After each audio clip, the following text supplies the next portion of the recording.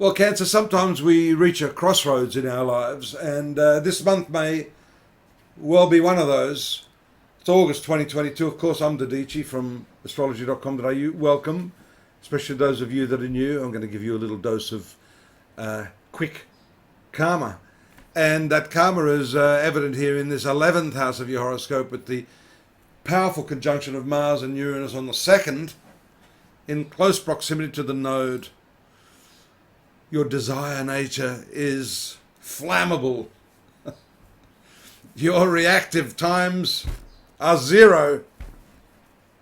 As you deal with friends who are non-compliant, yes sir, you have to find a way forward here in your social circle, that networking area. You are dynamic, determined, but in the sign of Taurus, you may definitely be obstructed this month and may have to re-strategize your social planning and furthermore reconsider maybe the type of people you're with. This can create arguments, obstructions, changes in feelings towards others.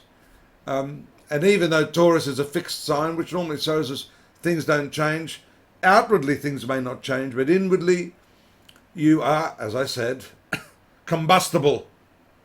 So that's on the 2nd. Mars moves quickly out of this position, Cancer, into the sign of Gemini later in the month, but you're going to have to deal with this up until the 20th. Oh, is that the 20th? Let me have a look here. Yeah, it's the 20th of August. It moves there into the 12th house. So what may happen there is that after all of this volatility, the 12th house is a hidden house, a house of retrospection and introspection. It's a spiritual house. So you may actually start to think a little more deeply about the ramifications of friendship, relationships, that type of thing. You're doing that anyhow because your 7th ruler, Saturn here, in your 8th house is also retrograde right now. This 8th house has to do with intimacy, shared resources, how you share those private issues of your nature, how you open yourself up to others. And so I think you're reconsidering this whole area of your life. The full moon takes place in the sign of Aquarius. Now that is also going to trigger this retrograde Saturn. It's not the friendliest planet. It rules your marital area. The full moon here throws a light on these deeper aspects of your intimate nature, sexuality, psychological blocks, the knots you have within your nature. All of this stuff's going to be thrown up in a very, very big way for you to either deal with or not deal with. The astrologer's advice is to deal with it. Good idea to deal with it. You have to. There's an element of force majeure here. You can see that with Pluto also retrograde in your 7th house.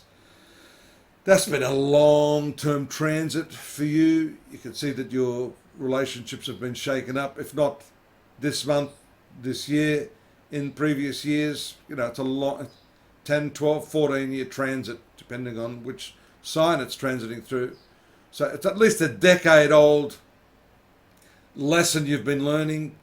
Similar here, the North Node is planet of lessons. So relationships, friendships are the dominant theme this month for you, Cancer. I mentioned that full moon there. Simultaneously, you've got Venus moving out of your sun sign on exactly the same day, making its way here into the opposition, making its way into that planetary configuration to have its say. Venus for you rules your 4th house and the 11th house. Now as Venus rules the 11th house of friendships, it too is going to, well, it may not, the sun is going to move a little further away, but there is what we call an element of combustion. So that's burning up some of the relationships that you have at this time. Fortunately, the sun moves rather quickly. It moves into the sign of Virgo.